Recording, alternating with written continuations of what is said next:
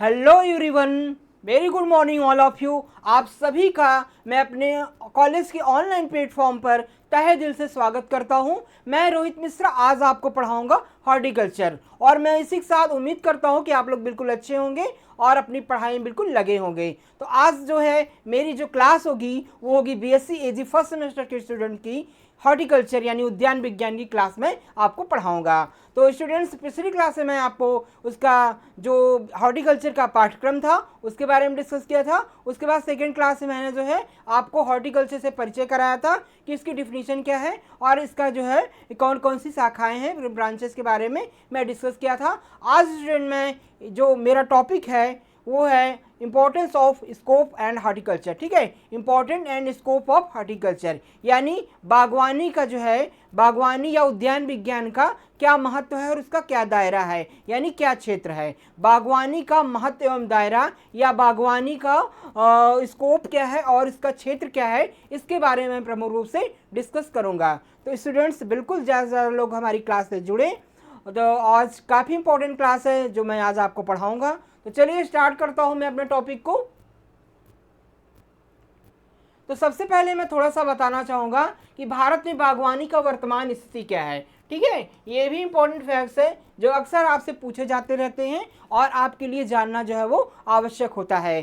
तो बागवानी जो है यानी हॉर्टिकल्चर का हमारे एग्रीकल्चर में काफ़ी जो है वो महत्वपूर्ण योगदान है। बागवानी में प्रमुख रूप से हम जो है वो सब्जियों का उत्पादन, फल का उत्पादन, फूलों का उत्पादन और उनके संरक्षण का हम अध्ययन जो है वो करते हैं। इसके अंतर्गत कई सारी शाखाएं हैं जिसके बारे में आपको डिस्कशन जो है वो कर चुका हूँ। ठीक है, तो जैसे प्रमुख रूप से जो है फ्लोरिकल्चर में हम लोग सजावटी पौधों की खेती करते हैं, हम लोग लैंडस्केपिंग का स्टडी करते हैं, हम लोग जो है वो अलंकृत बागवानी का अध्ययन करते हैं और औषधीय पौधों खेती करते हैं। औषधीय पौधों की खेती के विषय में हम लोग अध्ययन करते हैं। मसाले वाली पौधों के विषय में हम अध्ययन करते हैं। मसालों की खेती कैसे करते हैं उसका अध्ययन करते हैं। बागानी वाली जो प्लांटेशन क्रॉप्स हैं उनके बारे में हम स्टडी करते हैं। तो कई सारा हमारा जो हॉर्टिकल्चर है, उद्यान विज्ञान है, ये काफ़ी बड़ा क्षेत्र है हमारे एग्रीकल्चर में और ये इतना टेक्निकल सब्जेक्ट है कि ये हमारे स्किल को भी बढ़ावा देता है।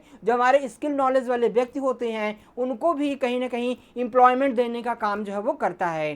तो एग्रीकल्चर के अंदर, हमारे कृषि के अंदर काफ़ी बड़ा क्षेत्र है एम्प्लॉयमेंट का हमारा हॉर्टिकल्चर। तो हॉर्टिकल्चर यानी उद्यान विज्ञान जो है वो हमारे एग्रीकल्चर को विकसित करने में, हमारे देश की आर्थिक व्यवस्था को मजबूत करने के लिए काफ़ी महत्वपूर्ण योगदान जो है वो देता है। इसके अंतर्गत फलों, सब्जियों, फूलों की खेती से हमको काफ़ी किसानों को आर्थिक रूप से जो है वो हेल्प मिलती है और इन जो प्रोडक्ट्स की, फलों, सब्जियों एवं फूलों की डिमांड काफ़ी ज़्यादा होती है और इससे किसान को जो है वो काफ़ी इनकम जो है वो प्राप्त हो जाती है। अनाज वाली फसलों की अपेक्षा ये जो हॉर्टिकल्चरल क्रॉप्स होती हैं, उद्यान वाली फसलें होती हैं, इससे किसानों को ज़्यादा मुनाफा जो है वो प्राप्त हो जाता है। तो इसलिए इसका क्षेत्र जो है वो काफ़ी विकसित हो जाता है और काफ़ी बड़ा हो जाता है और इसका काफ़ी ज़्यादा महत्व जो है वो हो जाता है। तो आइए कुछ इंपॉर्टेंट फैक्ट्स हैं जिनके बारे में मैं आपको बताता हूँ कि 2022 में कुल बागवानी उत्पादन का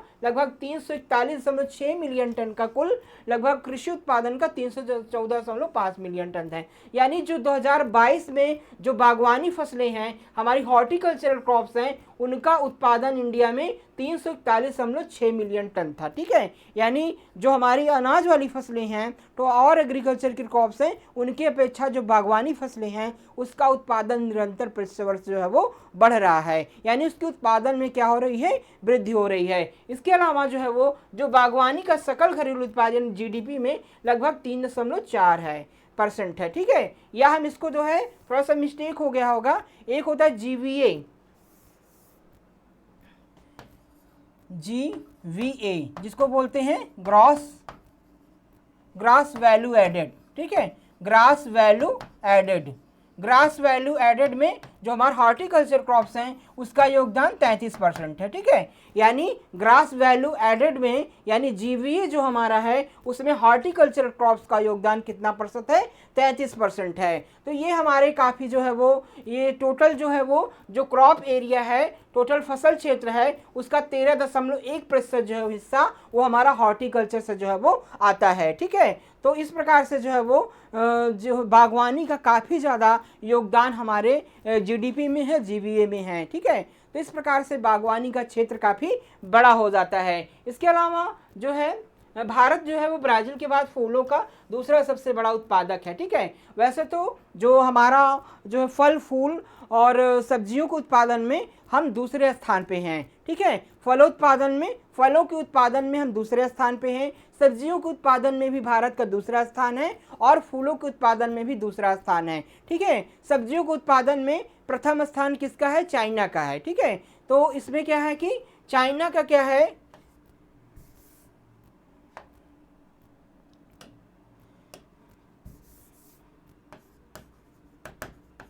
चाइना का वेजिटेबल प्रोडक्शन में क्या है? वेजिटेबल में क्या है? फर्स्ट रैंक है। ठीक है, फर्स्ट रैंक है। और इंडिया का क्या है? इंडिया का वेजिटेबल प्रोडक्शन में क्या है? सेकेंड रैंक है। ठीक है, इसी तरीके से फ्रूट्स में भी है, फ्रूट्स में भी इंडिया का जो है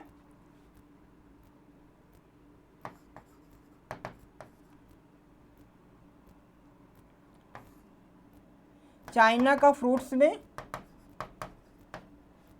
फर्स्ट रैंक है। ठीक है,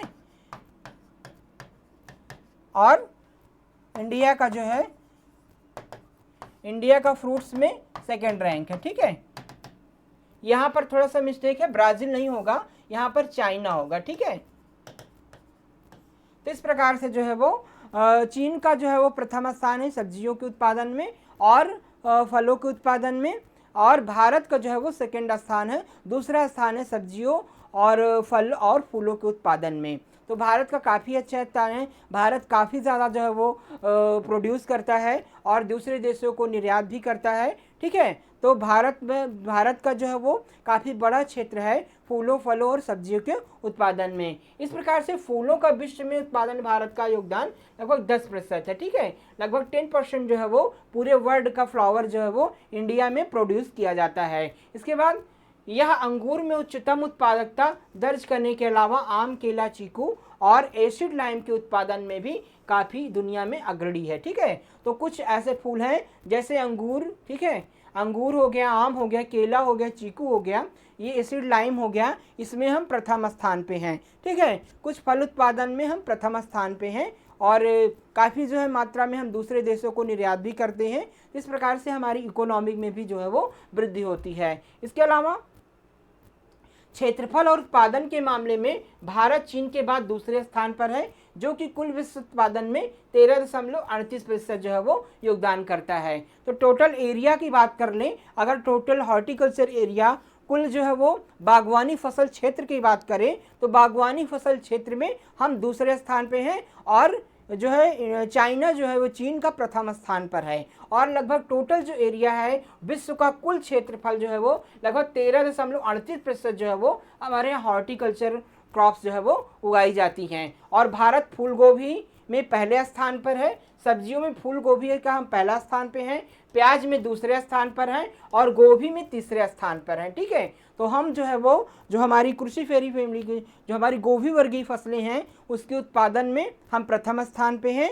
ठीक है, और प्याज के उत्पादन में भी हम प्रथम स्थान पे हैं और फलों में भी जो हमने फल का नाम लिया था, ठीक है, आम, चीकू, केला, नींबू, इसमें हम क्या हैं? प्रथम स्थान पे हैं। तो हमारा जो है वो काफ़ी जो है वो फ्रूट्स और वेजिटेबल जो है वो फर्स्ट रैंक पे हम प्रोड्यूस जो है वो करते हैं। और फूलों को खेती का जो हमारा क्षेत्र है फ्लावर का है, फ्लोरिकल्चर का हमारा जो क्षेत्र है उसमें 50% से अधिक पुष्प उत्पादन कर्नाटक, आंध्र प्रदेश, तमिलनाडु और मध्य प्रदेश में उत्पादित होते हैं। यानी फूलों खेती के मामले में हमारा जो है वो लगभग फूलों की टोटल जो खेती होती है उसका 50% जो है वो हमारा जो उत्पादन होता है वो कर्नाटक में, आंध्र प्रदेश, तमिलनाडु तथा मध्य प्रदेश में उत्पादित किया जाता है। और फलों और सब्जियों की खेती के क्षेत्र में महाराष्ट्र, कर्नाटक, आंध्र प्रदेश, तमिलनाडु, पश्चिम बंगाल, उत्तर प्रदेश, उड़ीसा, ये हमारे अग्रणी राज्य हैं। ठीक है, भारत में फूलों खेती में कर्नाटक, आंध्र प्रदेश, तमिलनाडु तथा मध्य प्रदेश में प्रमुख रूप से की जाती है। ये काफ़ी अग्रणी राज्य हैं और फलों के उत्पादन में, ये फलों और सब्जियों के उत्पादन में महाराष्ट्र, कर्नाटका, आंध्र प्रदेश, तमिलनाडु, पश्चिम बंगाल, उत्तर प्रदेश, उड़ीसा, ये सारे राज्य जो है वो फूलों और फलों और सब्जियों के उत्पादन में काफ़ी, हमारे देश जो है वो काफ़ी ऐसे राज्य हैं इंडिया के जो अग्रणी हैं। ठीक है, तो इस प्रकार से हम कह सकते हैं कि काफ़ी ज़्यादा हमारे यहाँ मतलब कि फलों, फूलों और सब्जियों की खेती जो है वो की जाती है, और हमारे कई सारे राज्य इसकी प्रमुख रूप से इसका उत्पादन करने में अग्रणी हैं, और कई सारे फ्रूट्स में, वेजिटेबल्स में और फ्लावर्स में हम अग्रणी आज भी हैं। ठीक है, तो इस प्रकार से हमारा जो है वो हॉर्टिकल्चर काफ़ी बड़ा क्षेत्र जो है वो उभर करके सामने आ रहा है। इसके अलावा स्टूडेंट्स, भारत जो है वो निर्यात, भारत सब्जियों में 14वें और फलों में 23वें स्थान पे है। जो हमारा निर्यात क्षेत्र है, ठीक है, जो हम इंपोर्ट करते हैं सब्जियों और फलों का, उसमें जो है वो सब्जियों में हम 14 स्थान पे, 14वीं रैंक पे हैं, और 23वें रैंक पे हम फलों में हैं। ठीक है, यानी भारत जो दूसरे देश को बेचता है, भारत जो है वो दूसरे देश को अपना प्रोड्यूस जो है वो, चाहे वो सब्जियां हो चाहे फल हो, दूसरे देश को जो निर्यात करता है, ठीक है, तो वो जो है उसमें 13वें 14वें स्थान पे हम जो है सब्जियों का निर्यात करते हैं, और 23वें स्थान पे हम फलों का निर्यात जो है वो करते हैं। इससे क्या होता है, हमारे जो है विदेशी मुद्रा हमको प्राप्त होती है, और हमारी इकोनॉमी जो है वो डेवलप करती है, वृद्धि करती है। इसके अलावा आगे बात करेंगे हम इम्पोर्टेंस ऑफ गार्डनिंग का, यानी बागवानी का क्या महत्व है। ठीक है, तो ये हेडिंग है आपके टॉपिक की।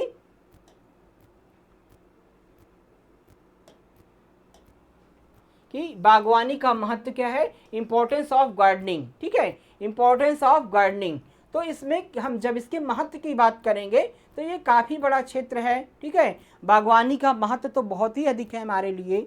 ठीक है, क्योंकि बागवानी जो फसलें हैं, जैसे आपका फल वाली फल हो गया, सब्जियां हो गया, फूल हो गया, ये हमारे रूप से किसी न किसी हमारे हर तरीके से हमारे लिए बेनिफिट्स का काम करती हैं। जब हम कई रूप से ले लें, ठीक है, जैसे हम आय की दृष्टिकोण से देखें तो काफ़ी बड़ा इनकम का स्रोत होती हैं। ठीक है, फल और सब्जियां और फूलों के उत्पादन से हमें जो हमारे अनाज वाली फसलें हैं उसकी अपेक्षा हमको ज़्यादा मुद्रा की प्राप्ति जो है वो होती है। ठीक है, ये तो आपको पता ही होगा। ठीक है, कि फल, सब्जियां और फूल ये काफ़ी महंगे जाते हैं, इनकी डिमांड काफ़ी ज़्यादा मार्केट में होती है, क्योंकि इसका उपभोग भी ज़्यादा है। प्रत्येक व्यक्ति सब्जियों और फलों का उपभोग करता है, तो इसका उपभोग भी काफ़ी ज़्यादा है, और तो ये एक प्रकार से हमारे हेल्थ के लिए बेस्ट होते हैं। इसमें पोषण मान जो होता है, इसका पोषक मान जो होता है, न्यूट्रिशनल वैल्यू जो होती है वो काफ़ी ज़्यादा होती है। इसमें पर्याप्त मात्रा में protein, minerals, carbohydrate, vitamins, antioxidant पाए जाते हैं, जो शरीर की रक्षा करते हैं, तमाम प्रकार की बीमारियों से शरीर को बचाते हैं, और समुचित वृद्धि एवं विकास के लिए आवश्यक होते हैं। तो इस प्रकार से फलों और सब्जियों का हमारी डाइट में, हमारे पोषण में काफ़ी महत्वपूर्ण योगदान जो है वो होता है। इसके बाद फ्लावर्स का आप तो जानते ही होंगे कि फूलों का काफ़ी अधिक महत्व होता है हमारे जीवन में। फूलों को हम तमाम प्रकार से धार्मिक दृष्टिकोण से भी हम यूज़ करते हैं। ठीक है, कई प्रकार के धार्मिक कर्मकांड में, पूजा में हम फूलों को प्रमुख महत्व देते हैं, फूलों को भगवान को अर्पित करते हैं।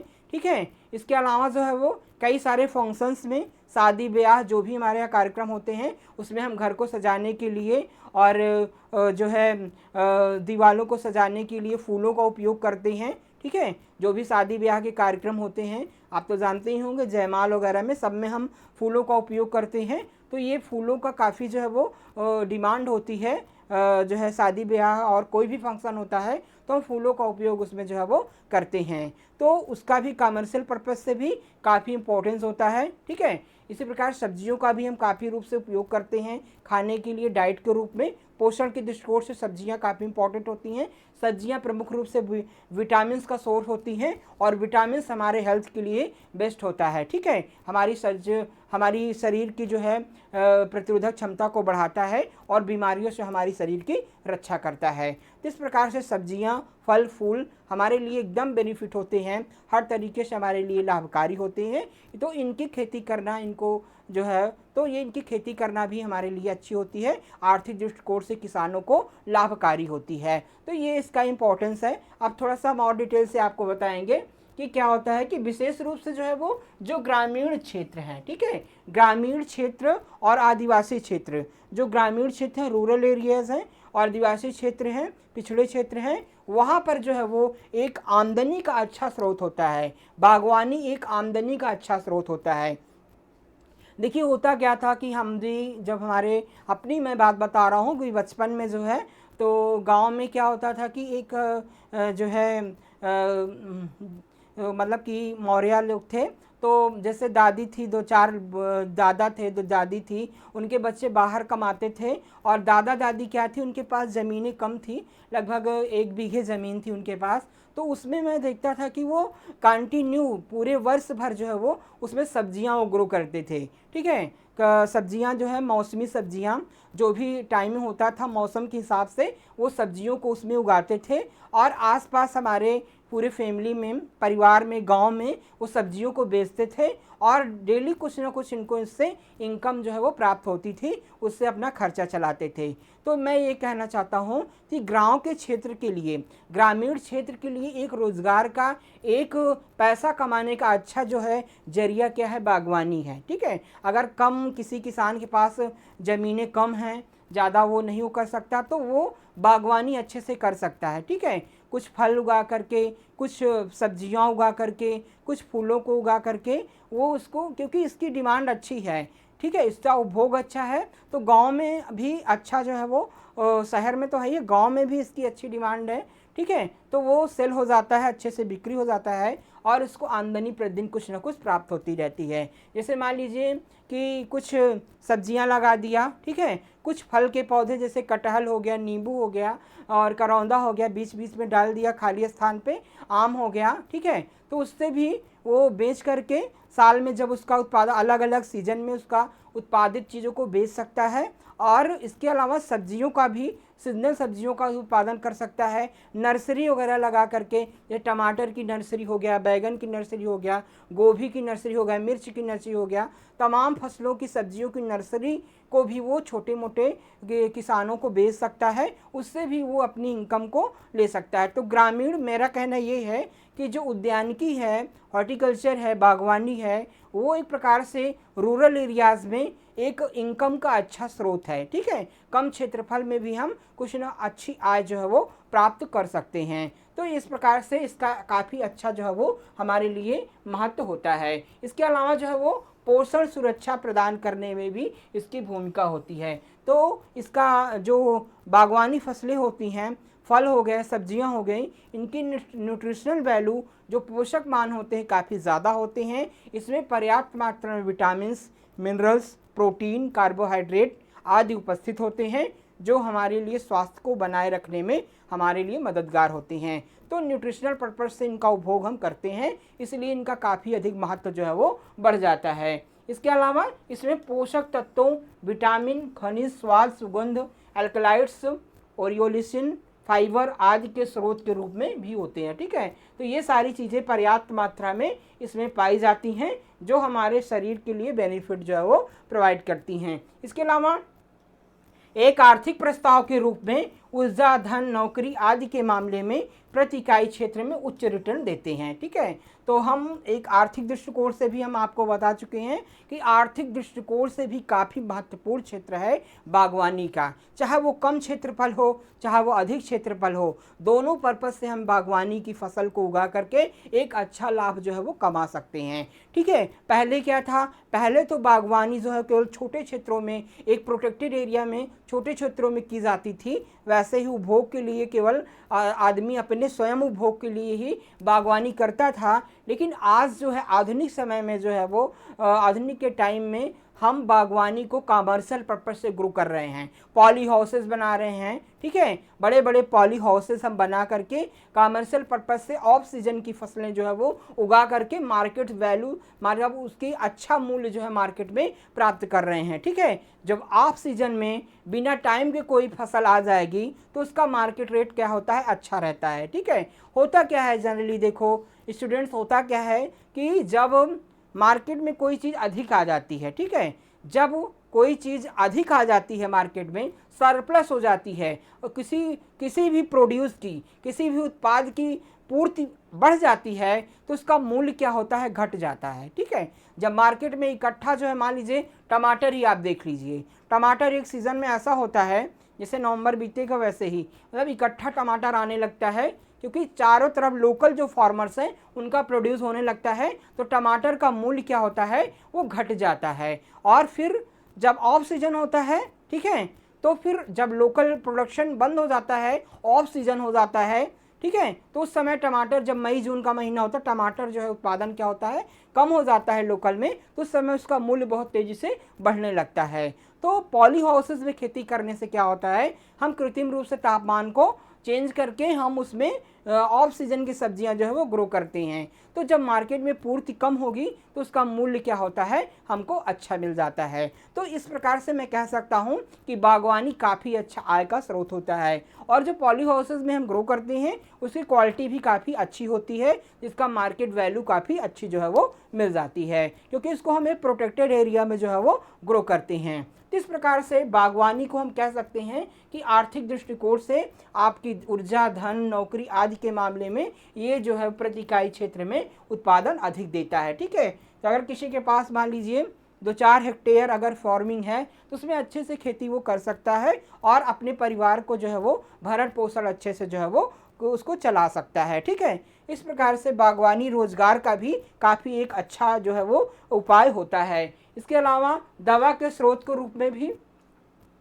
तो हमने आपको बताया ही है कि हम बागवानी के अंतर्गत जो है वो मेडिसिनल प्लांट को ग्रो करते हैं, औषधि पौधों की खेती भी करते हैं, जैसे आपका अश्वगंधा हो गया, शतावरी हो गया, हल्दी हो गया, अदरक हो गया, ठीक है, आपका जो है घृत कुमारी हो गया, मेंथा हो गया। तो तमाम प्रकार के औषधि पौधों की खेती भी इसके अंदर की जाती है, तो इसका दवा के रूप में भी हम यूज़ जो है वो करते हैं, ये भी इसका महत्व होता है। इसके अलावा अनाज की फसलों के लिए 143 जो है मानव दिवस की तुलना में फलों की फसलों के लिए, तो एक प्रकार से इसका कहना ये है कि हम जो है ये जो बागवानी क्षेत्र होता है वो रोज़गार की दृष्टिकोण से काफ़ी महत्वपूर्ण होता है। देखिए, गांव के आसपास के लोग जो होते हैं, गांव में जो रहने वाले लोग होते हैं, जो बाहर नहीं जाते हैं कमाने के लिए, क्योंकि गांव में अगर उनको आय प्राप्त होगी तो बाहर क्यों जाएंगे। ठीक है, तो गांव के लोगों को रोज़गार देने के लिए बागवानी काफ़ी अच्छा क्षेत्र होता है। कैसे होता है, क्योंकि सब्जियों खेती हम करते हैं तो उसमें समय समय पे निराई करना, गुड़ाई करना, खाद देना और सिंचाई करना, फलों की तोड़ाई करना, ठीक है, फलियों की तोड़ाई करने के लिए हमको लेबर की आवश्यकता होती है। तो लेबर कार्य के लिए हम गांव के लोगों को उसमें हम रोज़गार देते हैं, तो गांव के लोगों को एम्प्लॉयमेंट भी प्राप्त, हमारा भी काम हो जाता है और गांव के जो लोग खाली हैं, गरीब हैं, उनको भी रोज़गार जो है वो आसानी से मिल जाता है। इसके अलावा जैसे हम फलों की खेती कर रहे हैं तो बागों में भी काम चलता रहता है। बागों की साफ़ सफाई, निराई गुड़ाई, कटाई छटाई करना, तकवारी करना, फलों की तोड़ाई करना आदि जो है वो कार्य जो है बाग में होते हैं। इसके लिए हमको लेबर की आवश्यकता होती है, श्रमिक की आवश्यकता होती है, तो हम गांव के गरीब लोगों को रोज़गार उसमें दे सकते हैं। तो प्रत्येक फल एवं सब्जियों की कंटिन्यू जो है इसमें हमेशा काम चलता रहता है। अनाज वाली फसलों में क्या होता है, केवल एक सीजन में काम हुआ, ठीक है, फसल लग गई, कट गई, बस कटाई शुरुआत में और लास्ट में ही काम होता है। लेकिन बागवानी जो फसलें होती हैं, फल वाली, सब्जियों वाली, फूलों वाली जो खेती होती है, इसमें वर्ष भर लोगों को रोज़गार जो है वो मिल जाता है। तो एम्प्लॉयमेंट का अच्छा स्रोत भी हम इसको कह सकते हैं, ये भी इसके अंतर्गत कहा गया है। इसके अलावा जो कठोर फल होते हैं, औषधि पौधों खेती के माध्यम से बंजर भूमि का प्रभावी उपयोग किया जाता है। ठीक है, जो हमारी वेस्ट लैंड है, इसका कहने का मतलब ये है कि जो वेस्ट लैंड है, जो बंजर भूमि है, ऊसर भूमि है, उसका भी हम अच्छे से यूज़ जो है वो कर सकते हैं। जैसे मान लीजिए कि कुछ ऐसी क्रॉप्स होती हैं जो एल्कलाइन और सैलाइन को भी बर्दाश्त कर लेती हैं, जैसे आपका आंवला हो गया, नींबू हो गया, ठीक है, बेर हो गया, ठीक है। तो इस प्रकार से कुछ फल ऐसे होते हैं, आपका अनानास हो गया,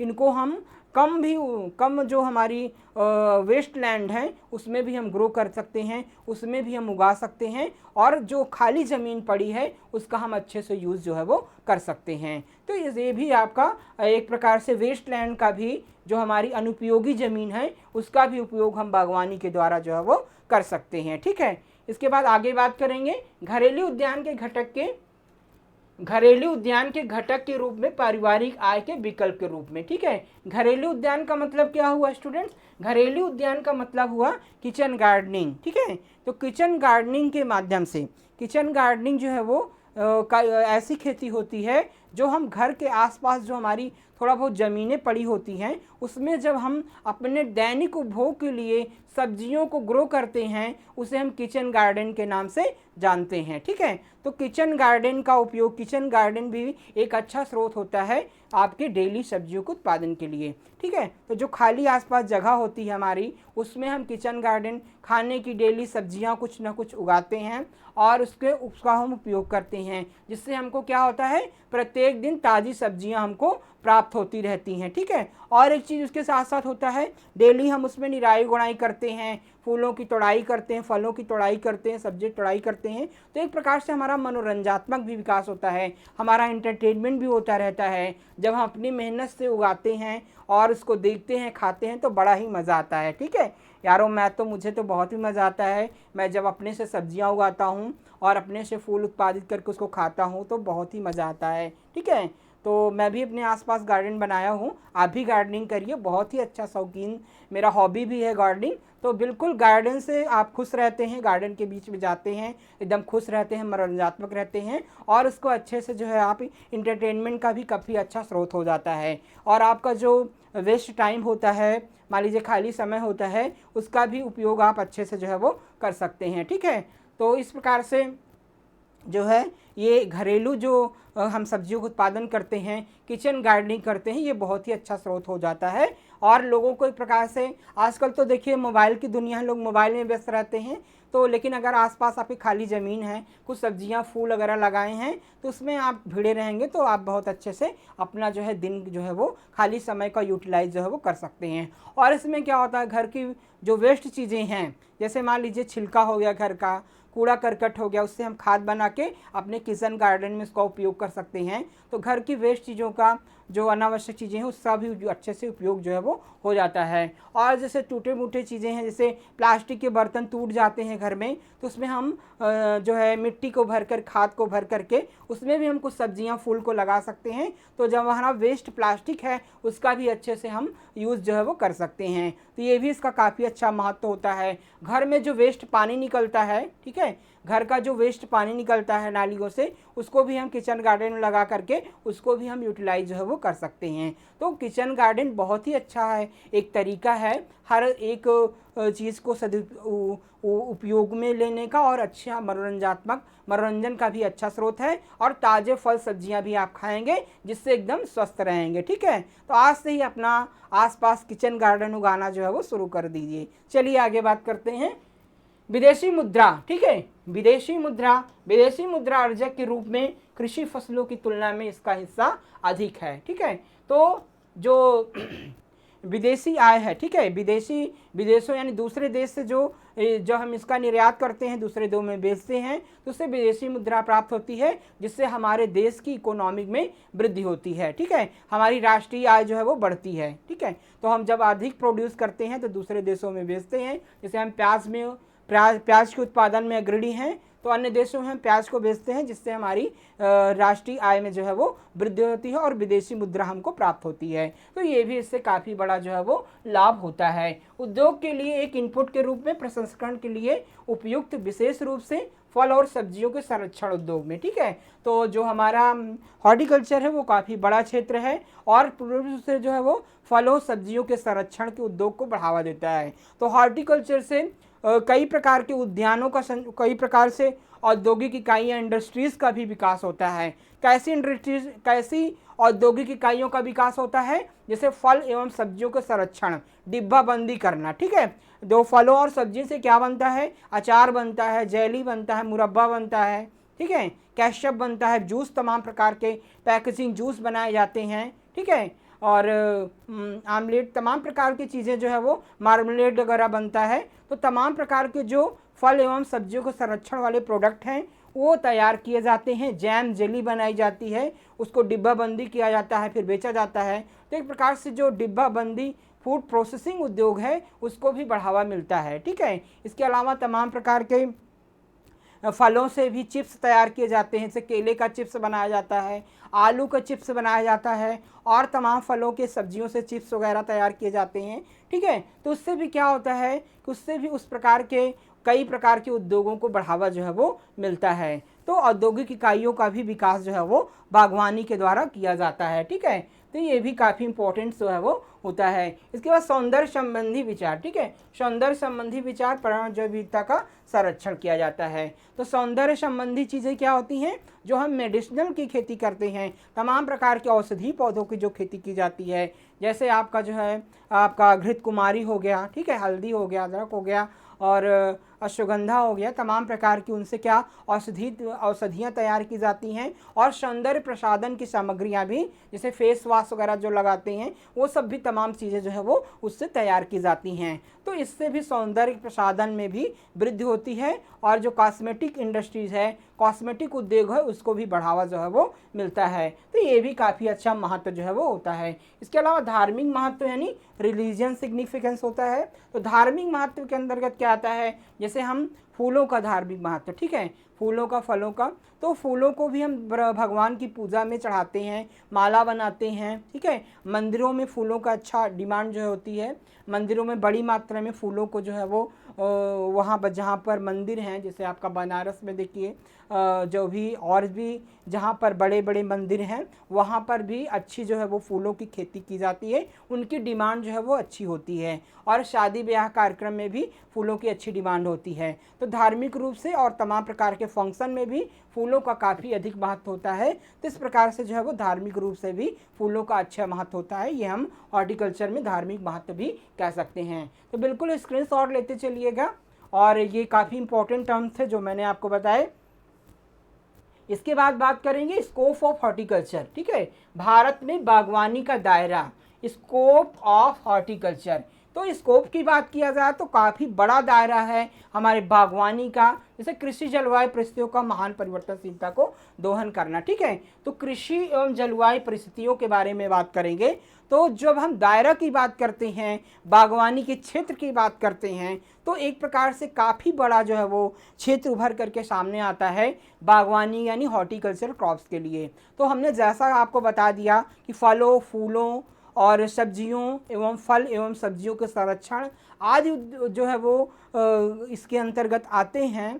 तो ये काफ़ी बड़ा इसका दायरा हो जाता है, क्षेत्र हो जाता है। तो सबसे पहले चीज़ें जैसे होती हैं कि इसमें हम कृषि जलवायु परिस्थितियों, देखिए क्लाइमेटिक दिन का दिन क्या हो रहा है कि क्लाइमेटिक चेंज हो रहा है, जलवायु में परिवर्तन हो रहा है। ठीक है, बेमौसम में मौसम, ठीक है, बेमौसम में बारिश हो जाती है और मौसम में बारिश नहीं होती है, बारिश का धीरे धीरे, वर्षा का धीरे धीरे कम होना, ठंडी तापमान का निरंतर बढ़ना, तापमान का निरंतर कम होना। ठीक है, टेम्परेचर में आप देख रहे होंगे कि काफ़ी इंक्रीमेंट आ रहा है और तापमान काफ़ी मतलब कि ठंडी कम पड़ रही है, गर्मी ज़्यादा पड़ रही है, टेम्परेचर में भी इंक्रीमेंट आ रहा है, वर्षा कम हो रही है। और इसके अलावा जो है बाढ़ की समस्या आ रही है, जो निचले क्षेत्र हैं वहाँ पर अक्सर बाढ़ आप देखते होंगे, जिससे काफ़ी फसल जो है वो ख़राब हो जाती है। तो इन सभी चीज़ों से निपटने के लिए, इन सभी क्षेत्रों से जो भी विपरीत दशाएं हैं उनसे निपटने के लिए भी हमको उपाय जो है वो सोचने होंगे। तो बागवानी जो है वो, बागवानी में भी तमाम प्रकार के बागवानी फसलों का रिसर्च किया जा रहा है कि किस प्रकार से हम जो विपरीत क्लाइमेटिक कंडीशन है, ठीक है, विपरीत मौसम की दशाएं हैं, उसको सहन करने वाली फसलों को उपयोग हम कर सकें। ठीक है, जब विपरीत मौसम हो रहा है तो उससे तमाम प्रकार की समस्याएं आ रही हैं, नए नए रोग उत्पन्न हो रहे हैं, नए नए कीट उत्पन्न हो रहे हैं। ठीक है, फसलों के संरक्षण में भी समस्या आ रही है।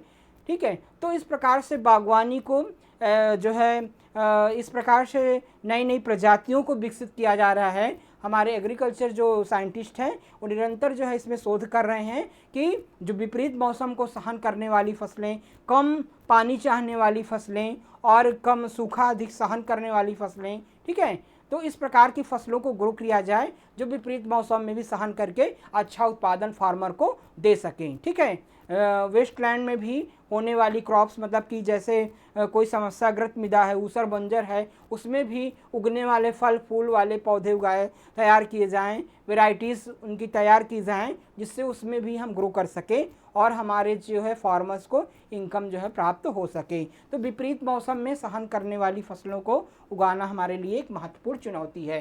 इसके बाद उत्पादकता बढ़ाना, ठीक है, उत्पादकता बढ़ाना। तो बागवानी फसलों की उत्पादकता को बढ़ाने के लिए निरंतर जो है वो हमारा जो बागवानी बोर्ड है, ठीक है, हॉर्टिकल्चरल बोर्ड है, वो निरंतर प्रयास कर रहा है और निरंतर इसमें सोच कर रहा है। हमारा जो इंडियन हॉर्टिकल्चर इंस्टीट्यूट्स है बेंगलोर में, वो भी निरंतर उसके साइंटिस्ट पे शोध कर रहे हैं और किए भी हैं। तमाम फलों, सब्जियों एवं फूलों की नई नई प्रजातियों को विकसित किया गया है जो अधिक उत्पादन देने वाली योग्य हैं, ठीक है, कम क्षेत्रफल में अच्छा उत्पादन जो है वो दे सकती हैं। तो अत्यधिक उत्पादन को प्राप्त करना भी इसका काफ़ी अच्छा जो है वो दायरा जो है वो कहा जा सकता है। इसके बाद जनसंख्या वृद्धि के आधार पर फलों, सब्जियों, फूलों, मसालों, पेय पदार्थों की आवश्यकता को पूरा करना, ठीक है। निरंतर जो है वो जनसंख्या की वृद्धि हो रही है, ठीक है, हमारी पॉपुलेशन डेंसिटी काफ़ी निरंतर जनसंख्या वृद्धि हो रही है। तो जनसंख्या वृद्धि को जो है पूरी जनसंख्या को भोजन प्रोवाइड करना, ठीक है, फूलों, फलों, सब्जियों का उत्पादन बढ़ाना। तो इसमें क्या है, निरंतर शोध हो रहा है कि कम क्षेत्रफल में अच्छा उत्पादन देने वाली प्रजातियों को विकसित किया जा रहा है और उसी के माध्यम से जो हमारी पॉपुलेशन है उसको जो है वो फल फूल सब्जियों की सप्लाई जो है वो हो सके, ठीक है। तो इस प्रकार से अत्यधिक उत्पादन देने वाली हाइब्रिड प्रजातियों को विकसित किया जा रहा है जो अत्यधिक उत्पादन जो है वो दे रही हैं, ठीक है। तो इनका भी विकास, इसका जो है वो अच्छा जो है वो क्षेत्र कहा गया है। इसके बाद उत्पादकता और लाभ बढ़ाने के लिए अधिक मानकीकृत बागवानी उत्पादन प्रक्रियाओं को अपनाना, ठीक है। तो उत्पादकता बढ़ाने के लिए जो अत्यधिक मानकीकृत जो साइंटिफिक टेक्निक्स हैं, तमाम प्रकार की नई नई तकनीक को किसान अपना रहे हैं और अपनी लागत को कम करके उत्पादन में वृद्धि कर रहे हैं। क्योंकि जो है होता क्या है, हमारे जो लोकल फार्मर्स हैं उनकी समस्या ये है कि वो कहते हैं कि सब्जियां और फल सब्जियों की खेती करने में हमारी कॉस्ट अधिक पड़ जाती है, ठीक है, लेबर कॉस्ट अधिक पड़ जाती है, ठीक है। तो उसमें क्या है कि तमाम प्रकार की उन्नतशील चीज़ों का, उसमें उन्नतशील तकनीक, सिंचाई की उन्नतशील तकनीकों का प्रयोग करके तमाम प्रकार के वीडिंग के, खरपतवार निकाले के इंस्ट्रूमेंट का अच्छा यूज़ करके हम बागवानी के खर्चे को जो है वो कम कर सकते हैं। तो इस प्रकार से भी हम अपने उत्पादन को ज़्यादा से ज़्यादा किसानों को लाभ कमा सकते हैं, किसान लाभ कमा सकता है, अपनी लागत को जो है वो कम कर सकता है। ये भी इसका काफ़ी अच्छा जो है वो दायरा कहा जा सकता है। जो रिसर्च की गई उन्नतशील विधियां हैं, ठीक है, जो किसानों, जो हमारे साइंटिस्ट के द्वारा जो बताए गए मानकीकृत तरीके हैं उसको अपना करके किसान अच्छा उत्पादन जो है वो प्राप्त कर रहा है। इसके अलावा कटाई के बाद होने वाले नुकसान को कम करना, ठीक है, कटाई के बाद यानी पोस्ट हार्वेस्ट मैनेजमेंट, इसको क्या कहते हैं, पोस्ट हार्वेस्ट मैनेजमेंट।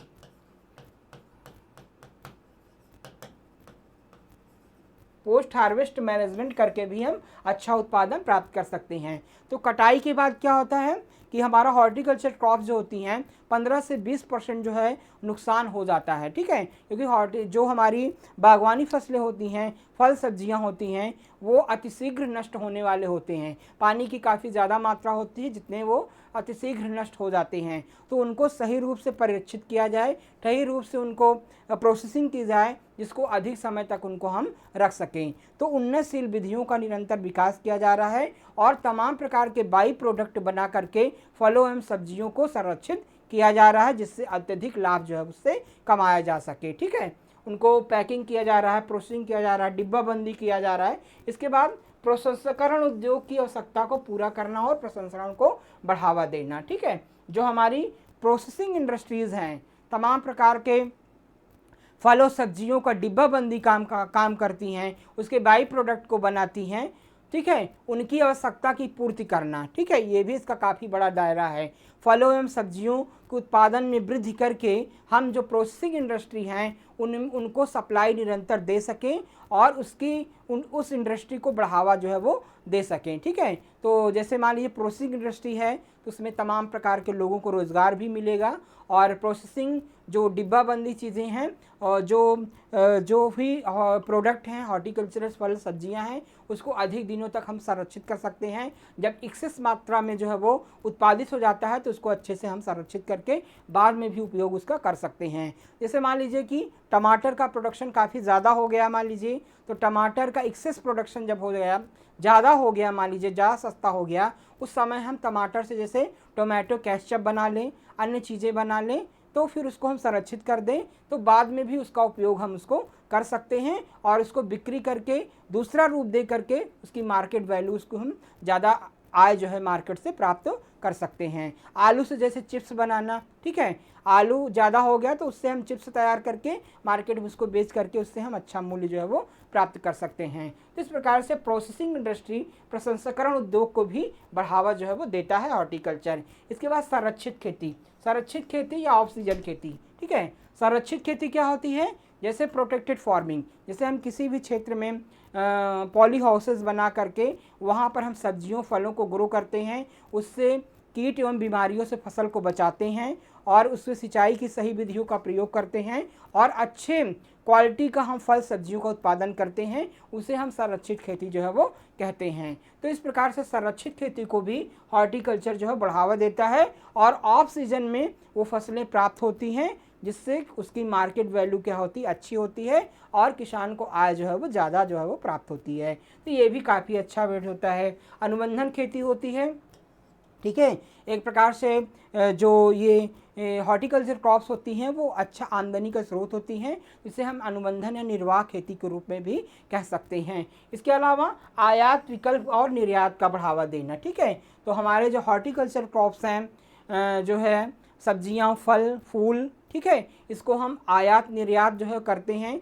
जो हमारे यहाँ एक्सेस उत्पादन होता है उसको विदेशों में भेजते हैं और जो विदेशों में ज़्यादा उत्पादन होता है अपने देश में बनाते हैं। तो इस प्रकार से इंपोर्ट और एक्सपोर्ट को जो है वो हॉर्टिकल्चर क्रॉप्स क्या होती हैं, बढ़ावा देती हैं। तो ये काफ़ी अच्छा जो है वो, और इससे क्या होता है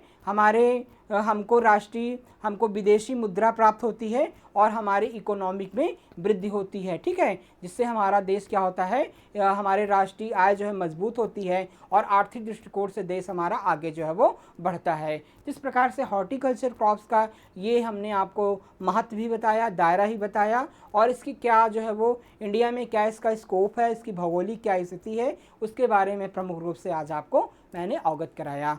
तो कमेंट्स में बताएं ये क्लास आपको कैसी लगी और ज़्यादा से ज़्यादा हमारे स्टूडेंट्स हमारे चैनल को सब्सक्राइब करें और निरंतर जो है वो ये बीएससी जीव की क्लासेस जो है वो हमारे चैनल से प्राप्त करें, ठीक है। तो आज से स्टूडेंट्स क्लास में बस इतना ही और नेक्स्ट क्लास में हम नए टॉपिक के साथ आपसे फिर मिलेंगे। आप सभी का बहुत बहुत धन्यवाद।